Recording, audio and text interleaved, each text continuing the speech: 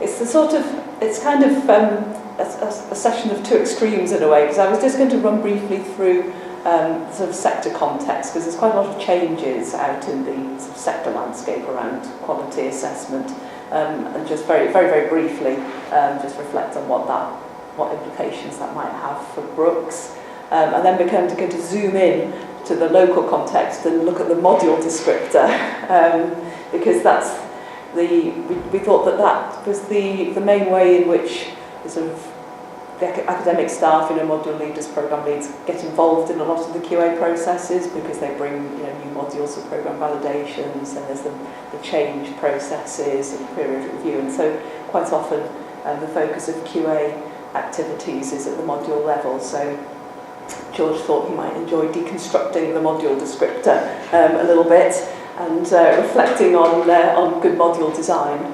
I think that's a sort of a broad brush summary, isn't it, of what you're going to cover, George? And then we thought we'd have a look in groups, because you were asked to bring along a module descriptor if you had an example of one that you taught on or the one that you lead. And we'll see where that takes us in the remaining 50 minutes. And as ever, contributions, questions, please feel free to chip in as we go along and join in the group discussions. Does that sound reasonable? It's a bit of a whistle-stop tour on the sector context then, because as previously we had we were on a 6-yearly cycle of reviews which were carried out by the QAA. So they last came to visit us in around about this time 6 years ago, and the most recent review method was the higher education review. Now, we last went through institutional audit, and such has been changed in the sector that there's been institutional review and higher education review as new methods that were introduced in the sector since we were last reviewed.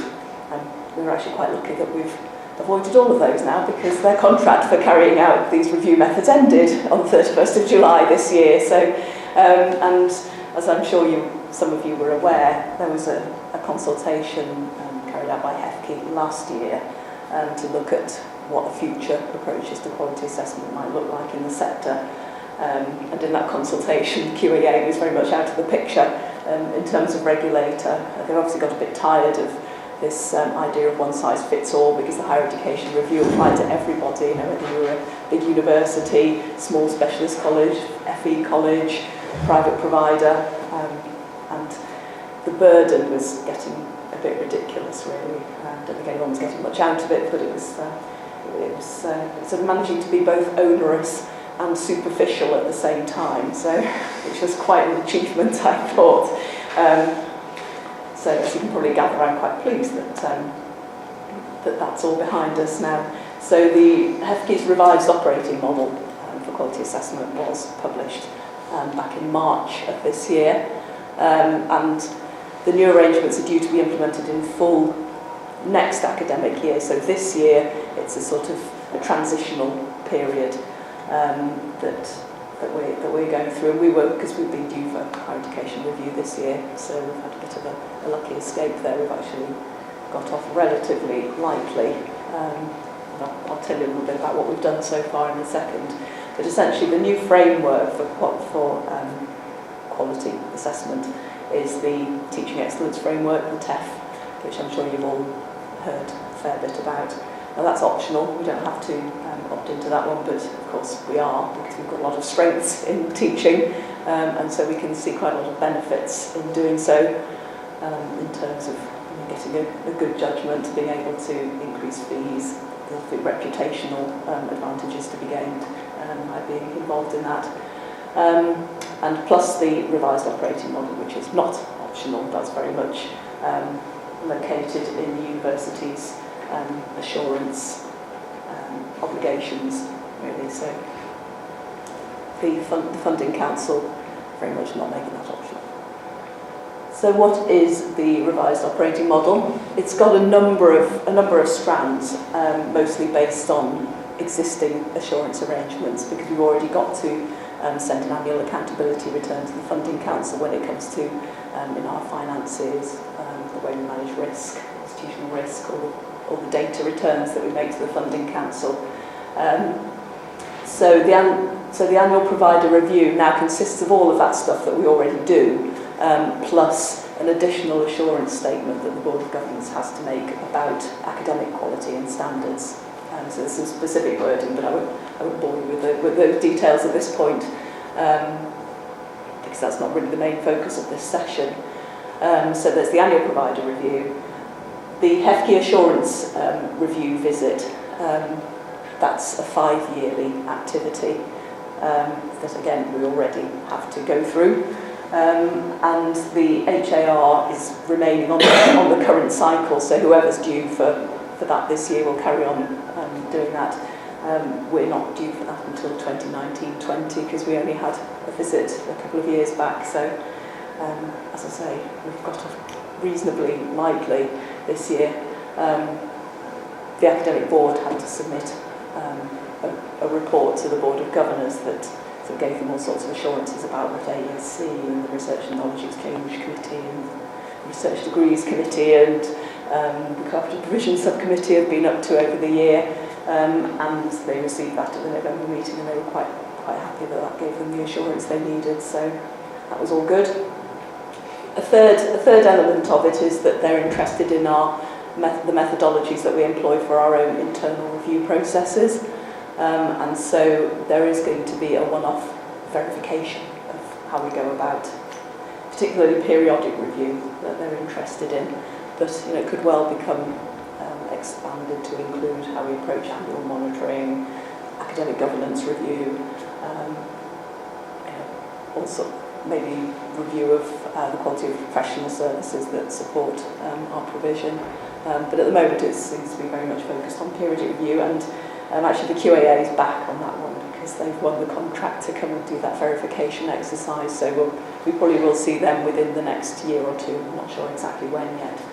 I don't have any particular concerns because we've got pretty robust approaches to internal review. So in summary, the TEF there is designed to provide clear information to students about where the best quality provision can be found, so that's just us giving an account of why we think we're excellent in terms of teaching, learning, the learning environment, student outcomes and so on. The revised operating model, HEFCE is advocating their context-specific approaches to the design and operation of a provider's own quality management arrangements. So, as I said, they were sort of moving away from that one-size-fits-all, and what they're saying is that through this annual provider review and the assurance visits and the verification of our own methodologies for review, they are very much basing it around the context within which each provider is working. That's the theory, anyway, and that's why I think the revised operating model has got potential to be of more intrinsic value to providers than the TEF, which is really just, here's what we do, now can we charge higher fees. Whereas the revised operating model, I think, gives us an opportunity to think slightly differently about how we do things, if we should so wish. Pressing the wrong button here. There we go. So really this is just, I think that might be on lunch. Yes, okay. So this is a rather wordy slide, isn't it? This is really me having a bit of a pop at the QAA because the way they operated their reviews really, they weren't conducive to innovative approaches either to teaching and learning or to the way in which institutions approached how they quality assured their provision, and the HER imposed this rather unsophisticated conception of risk, which was based around the extent to which you could tick off the indicators in the UK Quality Code. I mean, you might not think so, but actually you're quite lucky here at Brookes that I'm not particularly keen on checking indicators and mapping things against the UK Quality Code, so I've never really had that approach to quality assurance. So it's a reference point, but some institutions you can go to, that's the head of quality's life work has been to make sure you can tick off all the indicators. But now that there's much less focus on that, then I think we've saved ourselves quite a lot of work in that respect. So the revised operating models placing greater reliance on our own processes. HEFC is recognising that responsibility for quality assurance is our responsibility, it's an institutional responsibility, and so we're now being called to account through the governing bodies, and I think that's a perfectly sensible approach to take. So it's emphasising our responsibilities for managing quality and standards provision, and also it's not prescribing how you should go about that. They've put more focus on the European standards and guidelines as a reference point than on the UK Quality Code. So ESG it's actually the standards and guidelines for quality assurance in the European higher education area, but it's usually just shortened to ESG, and it's much less prescriptive than the UK Quality Code. It says you should have in place robust processes for this, that and the other. It doesn't say how you should do it. So I think that it's a useful sort of license for us to think about quality assurance processes in the context of our own objectives, and that's generally what I have tried to do. But I think that we could usefully think about that, and again, more widely, I think, in some of our forums, our quality forums, for example, and ASC. I'm sort of inviting them to think a little bit about peer review and how we can make that a bit more useful, more focused on the student learning experience, which we've been sort of moving towards over the last couple of years, but I think there's going to be a little bit more work to do on that. But I think I probably won't say anything more about the sector context, because we want to move along really, don't we, George, with your session about the module descriptor. Are you okay? Okay, yeah, thank you. In respect, it's sort of, homemade, our processes. And Liz emphasized a couple of things. We feel reputationally it's important to be seen to be a good teaching institution.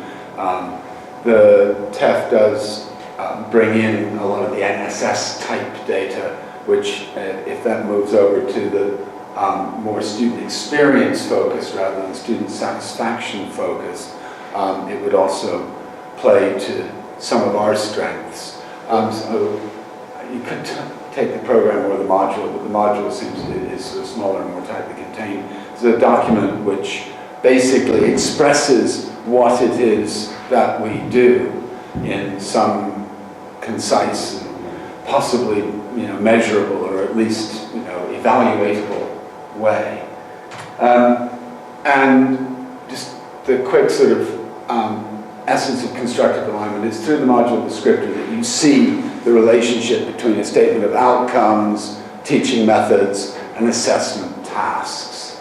And that connection of those things then tied together with sort of outputs of performance and external examiners and all that, but the connection of those things is something which we consider fundamental to good learning and teaching practice. They should be related in some way.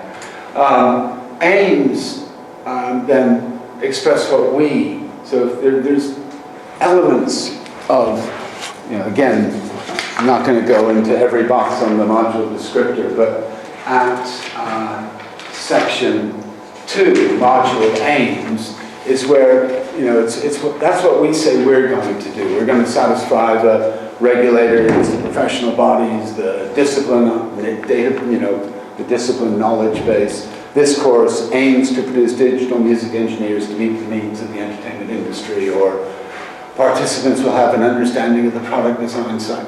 Those sorts of kind of statements about the broad context within which the course sits, and what the referees, if you like, in the referee design model. The outcomes express what the learner should be able to do as a result of engagement at any sort of scale. So one that might map onto the first one, it's that outcomes written in terms of the student's observable behavior, performance, things that they actually do. And outcomes should articulate level attributes for the discipline. So there's all sorts of ways to do that. And again, I'm not going to go into those here, but that's what it does. So a level 6 outcome should be broadly recognizable across the piece as a level 6 outcome, regardless of whether it's nursing or whether it's engineering or whether it's history, etc. So there's Brooks' graduate attributes, goes some way towards articulating levels. So there's foundation degree attributes, graduate and postgraduate, for the various categories, for the various attributes, and trying to use language to signal progression clearly. If I go back to my slides.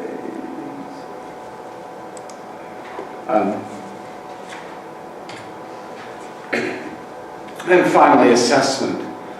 The assessment compact, and I couldn't decide where to put technology in this. If it doesn't manifest itself at all, then it will manifest itself in assessment. But it's all technology, isn't it? Whether they're writing essays in a room or whether they're preparing YouTube videos.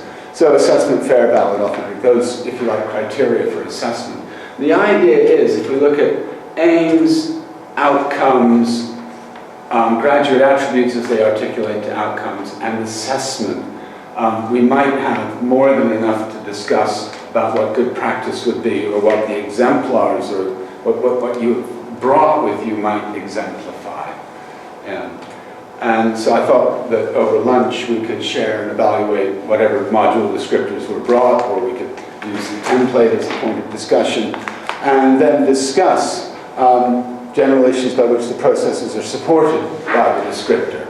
So the descriptor supports particular learning and teaching processes. There are other processes that it also supports: recruitment and marketing and acceptance and credentialing and so on. But that we would do that and then feedback, and where do we take it from here? When the students enter, do they enter knowing that they'll be doing either an undergraduate or a postgraduate, or is that a decision that's made? No, they enter for specific modules. I actually have 6 modules all taught together. Mm-hmm. They've actually registered for a different, they're all leading to the prescribing qualifications. Just to say that, to illustrate the complexity. So I teach the non-medical prescribing course. I have them improved with the NMC and the HCPC. I have them both at degree and master's levels. And then I have the independent supplementary prescribing courses, which are then taught alongside the community practitioner prescribing courses, which are B7, level 7. So in my classroom, I can actually have up to 9 modules with shared teaching. Yeah. I think that sort of shared teaching probably happens the most in this faculty, actually. And what is it then that determines whether a student gets a level 6 or level 7? Well, it'll be they've registered for a level 6 module. They've registered, so for that's level 6. So they have registered for level 6 or level 7, yes. Either because they already got level 6 and they've got the prerequisites to enter at level 7, or they don't have the prerequisites and so they enter at level 6. That is very simply, it is simply that, okay, not quite as black and white as that, as some will actually already have a master's and decide that they want to do this at degree because they consider it to be an easier pathway.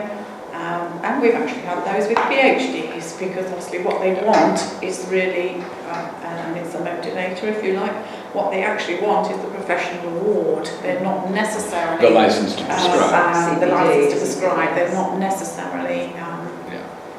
That will change. Okay, has changed, and obviously with regards to numbers about that changes almost on a yearly basis. The numbers in my class that are degree or masters. It can swing to majority degree, to majority masters, and a lot of it just really depends on the student. Yeah. population, I'm going to say, or external market drivers rather than anything that happens from me. And the modules, do the modules have different module codes for undergraduate or postgraduate? Yes. They do.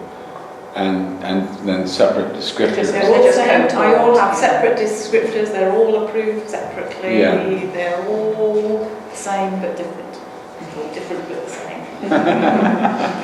It's the same learning outcomes. Yes. But yeah, so I guess what, you know, if a person were to go and look at a level 7 descriptor and a level 6 descriptor for the same learning outcomes in the same module, how would they tell them apart? How would the student tell them apart? How would the... Would you like the honest answer? There's no criticals in one. Criticals in the word critical is like that. Critical is critical, absolutely. Yes. So how do they make differences? How would they know differences? Because obviously that's what I have to do for university approvals. In relation to the level 7s, you've got additional level 7 module learning outcomes that are looking for that critical thinking. And so there's extra ones in there.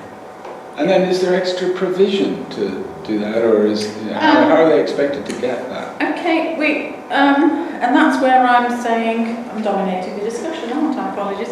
And that's where I'm suggesting that actually there isn't any difference, because we would argue that we actually teach towards the masters, so the degree versions get extra, rather than the other way around. The other way round, okay? Right, I got you. So historically at one time the masters used to get a little bit more, but that actually seems rather discriminatory, if you like, or unfair, whatever you would like, to actually be excluding. Yeah. Why wouldn't you give the undergraduates the So why don't you give the undergraduates the same experience? So in actual fact, they have the same experience. Can I just check that? The vast majority of your students are postgraduate, so they will have studied? Well, the vast majority, well, they're post-qualifying. Yeah. So I'm going to say, and so there wouldn't be a majority, and that's what I'm saying, sometimes there might be a minority. I suppose for ease, you would say 50% would be post-qualifying, so they don't necessarily have, some of them might not have a degree, some of them will have done level 6 studies, but actually the majority of them will not have completed a degree. And half of them will be studying. They'll have done a degree, and they're all the number of students who are professionally registered who don't have a degree is dropping off. And that's likely down that things will be changing, absolutely. So we have a situation, and it's interesting hearing you talking, because we have the same sort of situation with postgraduate students who choose to do, because of their previous qualifications, who choose to do their pre-registration work at postgraduate level.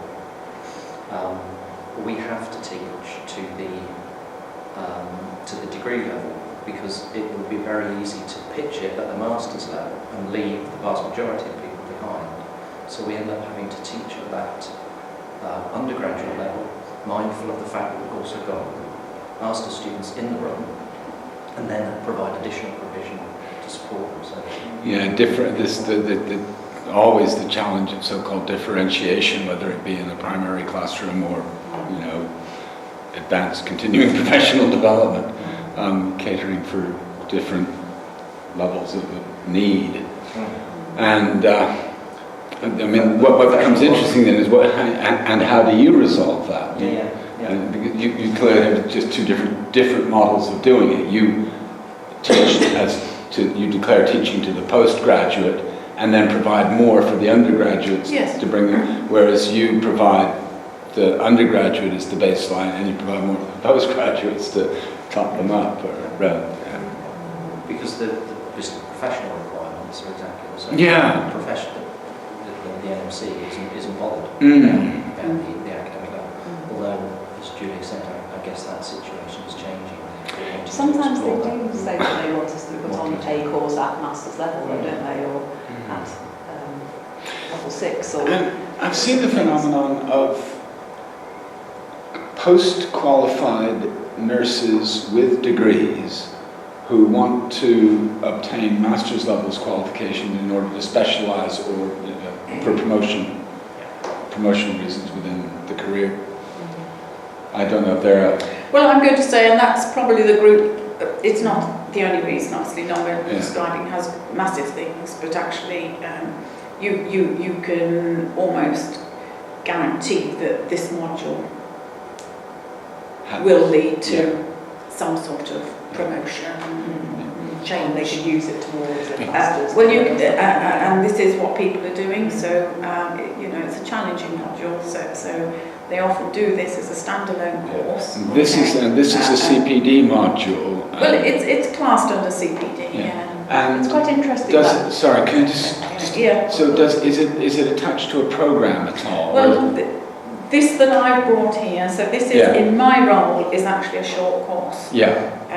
But actually, it is a short course that is acceptable to a whole range of masters and degree programs. So I have a long list of acceptable. And so would it be 10 credits if it were assessed, or 20 credits? Well, I'm 40 credits. 40 credits. I'm 40 for what I brought with you today. Yes, the degree one is 30 credits, and that's purely because it's a double module, and double modules at masters is 40, and double modules at masters at 30. If the changes happen. So it's quite a long, short course, I guess. It's a long. It's a 6 months, and students will tell you it's a year out of their life. So yes. Okay. Yes. So it's a substantial piece of learning. Absolutely. It's practically a PG cert in its own right. Yes. 20 more credits, and it's a PG cert in prescribing, presumably. And it would have been a PG cert if I was allowed to do that, but I'm not. You're not? Oh, because there's lots of PG certs emerging. We have a PG cert, but obviously, but to be awarding 60 credits for this module would not be allowed by the university, or hasn't been up till this point. Because we don't have any single modules that are, we don't do triple modules, is that what it is? Not very many, I don't think. Yeah. I don't. They're high risk, aren't they? I don't know. You want students. But you could pair it up with chunks, don't you? It is paired up. It has been paired up, and it has been offered as a PG cert, but I'm just closing it because of lack of. It's expensive. Yeah. Sorry, Dan. I'm aware that That's all right. Did you have particular questions about what you brought, or? Well, I wasn't quite sure. The focus for this, because it's a module that we haven't run before, I'm just interested in starting some discussions around how it might look. Yeah. I wasn't sure how many people would be. Yeah. So, what does it? Can you give us a quick picture of what it looks like, and then? Sure. This is a pre-registration module, but again taken at master's and undergraduate level. It's a practice-related module, so all of the content has some relevance to their clinical performance as well. What's the title of the module? It's called Collaborative Nursing Practice, and so multidisciplinary. Exactly. Yeah. So it was interesting sort of going through this because you commented on the optimum number of learning outcomes. Yeah. So there are 9 learning outcomes, then there are an additional 5 for adult nurses, an additional 5 for children's nursing, an additional 6 for mental health nursing. Yes, so 15 outcomes, depending on whichever. But obviously the students will take this together, which is I think we've seen more and more modules moving in that direction. So multiple cohorts mixing, being taught in an interdisciplinary context, so you don't just get all of one discipline and all of the next. And I think there's a professional drive there because there's a tendency for mental health nurses to to not as develop as Yeah. clearly in sort of physical care Yeah. tasks or abilities, and for adult nurses to focus purely on, or not as significantly on mental health issues. Right. So there's potential there, but it's just trying to get into it and understand, because I think with the program development, obviously when you have a big program team, it's not possible for everybody to be involved just to the same extent. So these things are designed, validated, and then a year later, 2 years later, they have to be turned into something. So I'm just conscious that I'm going to be likely to be part of the team once this into practice. Yeah. So you mean you have to, so quite pragmatically you have to ask yourself, is the module descriptor deliverable? How much interpretation has to be done on the fly? Not to suggest, of course, that any of this, but, is it, does it work? Becomes the pragmatist's task. I think that's the really exciting part about having been involved in its predecessor right from the very beginning. Yeah. From the designing, starting off with a philosophy of what are we actually trying to achieve for this set of modules. Yeah. And then being intimately involved or fundamentally involved in the development of how that actually And does that becomes something. philosophy appear anywhere in the description of the module aims? I think it appears within the broader program document. Rather than module. Because something interesting that comes out when I sort of do my annual overview, approval and review activities that have gone on in the previous year, which I write for AESC every year, and just recently I've noticed that sort of notion of how the individual module contributes to the overall programme aims and philosophy seems to become foregrounded in a number of events, really. Asking teams to look at how that all maps out, or to how the assessment strategy maps out across the programmes. So can I just ask? I'm I'm delighted to hear what you're saying. So they're being asked, are you seeing programs arriving at approvals where that articulation between the program aims and where the individual modules are even aware of the program that they are, so lots of the is the conditions are articulation sort getting of better? provide a mapping of this, that, or the other. I mean, I'm not 100% convinced that doing a mapping is going to achieve anything significant other than just to show that there's been that thought given to how the parts make up the whole. Mapping is a metaphor rather than necessarily having to draw it out. I guess the practice that has been seen on some occasions in some other faculties might suggest that sometimes modules exist for reasons that precede the program and are, that a program can have quite a random field of modules. Yes, sort of collecting off the shelf, and there may be fields where that's entirely appropriate. Why teach the same author every year, kind of thing. And if you happen to study it this year, you get this author and this. I don't know. I mean, you can imagine disciplines where that works just fine, and you can imagine disciplines where it is less useful, I suppose. Anyway, so I'm just curious to hear that trend seems to be continuing. Well, obviously Roman was quite keen to get people to think at that sort of program level and how the modules make it up. But I mean, I suppose that it sort of explains, I guess, why we get so many changes that have to go through the system every year, because clearly with the best will in the world, first time you're on a module, you're going to find a few glitches in it, aren't you? The assessment strategy doesn't quite work, or this approach doesn't quite work, and so you need to make amendments to it, and I can kind of see how that sort of works through into this pile of minor changes that come through every year. And I suppose picking up, if I'm allowed to say, in some ways, we've been caught very much about, what am I trying to say?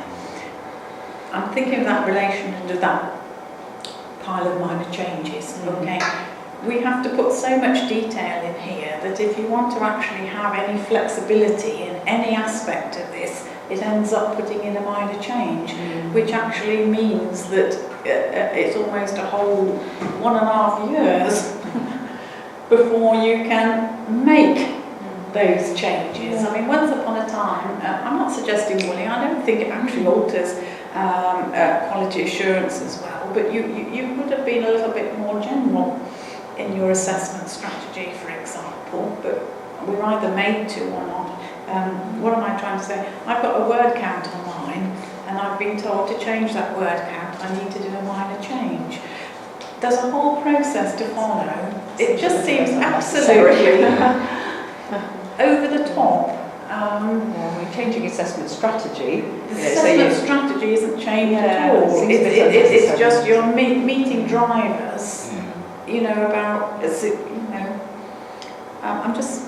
I think sometimes the interpretation of what's, you know, a major and minor change can vary a little bit across faculties, and we're about to have some conversations actually about what's a minor change, what can, you know, just change on the system.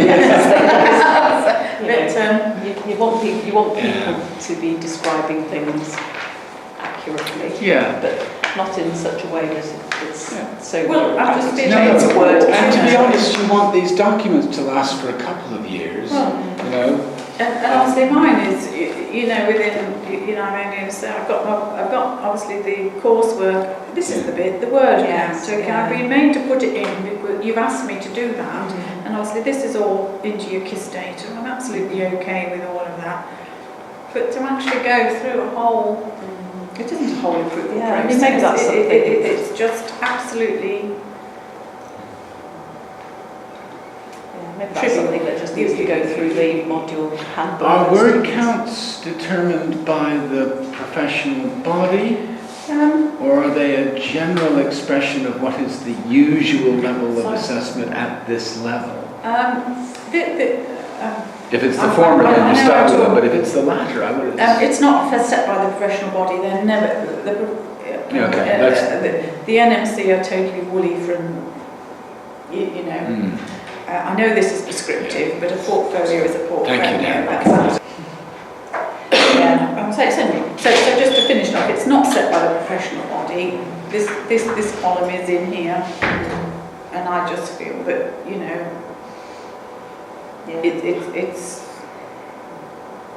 I guess what I'm trying, I'm support you in terms of using word count as a measure of assessment heft, which is what it is, and it's only because we have a kind of a shared understanding of, because we've all written 2, 3, 4, 5, 6, 7,000 word essays in our life, and I know what that means. But assessment where you presumably, well, I don't know to what extent, you know, does 7,000, is it 7,000, will 7,000 words best express the competence that you want somebody to do, or is it that they need to be able to show that sort of level of practical criticality, if I can use that phrase, through OSCEs, lab reports, whatever other forms of assessment? The forms of assessment, I will say to you, are actually set by the professional body. Okay. So we have multiple assessments, and we probably have more than would be normally considered to be normal for a 40 credit module. So now OSCE obviously is a type of assessment. There are many. The professional body doesn't interpret exactly what that OSCE should look like. Okay, it's a method of assessment. Okay, and we obviously have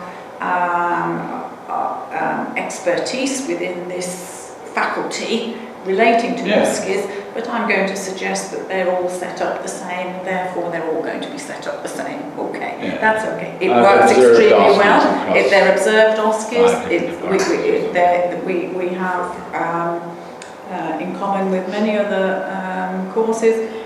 We have excellent feedback from our externals around rigour, etc., etc. The point is they work, and the alternative for me would be actually trying to replicate that, a similar scenario out in practice, and therefore we lose all the rigour, so that's fine.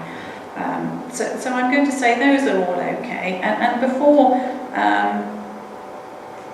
until probably nearly 2 years ago, nobody seemed to worry if my OSCE was 15 minutes long, 30 minutes long. It was details of an OSCE.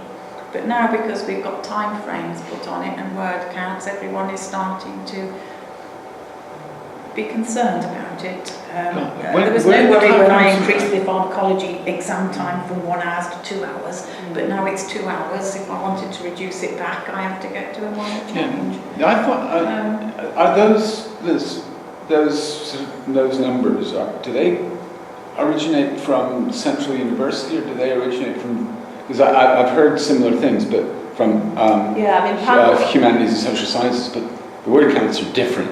And there seemed to have been an embedded practice of assessment that was asserted as though, that we have to do this because this is what we were given. But no, it was only, this is what you've always done. Well, we didn't used to have a word. So this, historically this came out. We didn't have a word count. Okay, it was just really a portfolio. And so some of this is about... It's about workload planning, yes. So some of it was they were becoming ridiculous, and actually, and in actual fact, students were seeing that actually they seemed to approach it that the more they put in, the higher the mark they were going to get. And actually, it didn't matter how much we told them, less is more, less is more. Okay, we want smaller and smaller. That's so why you have to put the ceiling in. So this is where we started off at 10,000 words, and then we thought, well, no, we can do it in less. So this is also about stress levels of students, which is. So we came. So this. I mean, this is now nearly 2 years old. This one we came with 7,000, and obviously we've now got it. External examiner reviews, external examiner comments saying, well, actually, you should be looking at even less. So so now we're trying to reduce this 7,000 to. We don't know what. We're at the start, but actually. Yeah, the thing with the module descriptor here is that you're sort of communicating with different audiences in a way. Yeah. So you've got validation panels. Quite like to see that sort of detailed, just to get a sort of a feeling for the module. Students obviously need to know where the limits are, and there are some things that some of the central teams need to know. So, for example, the examinations timetabling team need to know how long an exam they need to timetable if there's and then weightings and things. Obviously, the students need to know that, but also the systems team need to know so they can put the correct rules into the system. So you've got a number of audiences, I suppose, going on here, and perhaps we just need to sit and rethink how any updates to any individual bits there need to be either approved or reported or communicated to the people that need to know.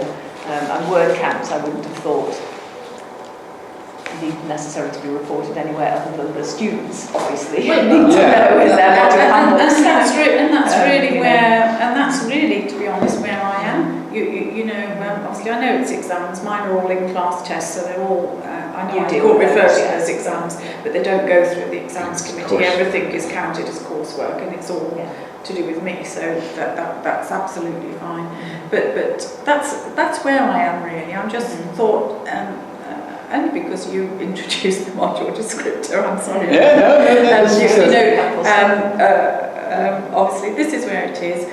Yes, I can see it's absolutely fabulous from quality assurance, it's detailed, it's enough, but actually I feel that we're now being caught now when as Dan was suggesting, we may want to tweak it. I've now got 2 months to do a minor change because they only go through in February, and if I miss this one, it's a year in February.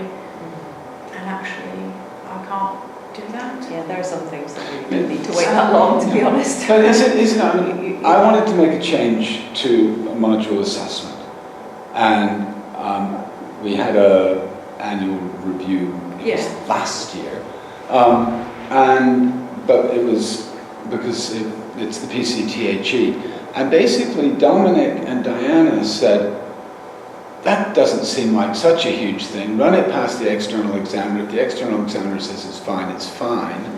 And then Claire wanted Neil to update the descriptor in light of that.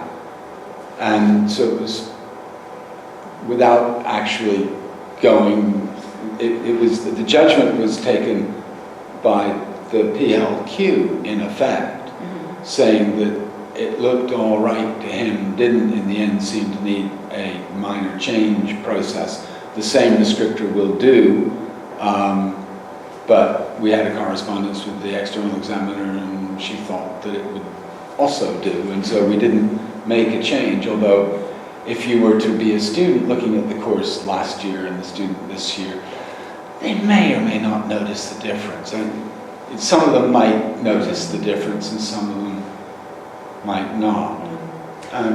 Yeah, I mean, a lot of the minor change paperwork is about notifying the central systems team of updates that need to be made to the programme rules. Yeah. So if there are some things that can be done, yes, if some of those things can be achieved through a different route, then no change to the calculation of the mark, no change to the learning outcomes. So a change to word count wouldn't impact on the programme rules in any way, because what they're interested in is how many assessments are there, what weighting are they, and what's the pass mark, all those kinds of things. So I think it'll be quite helpful because the PLs for QA are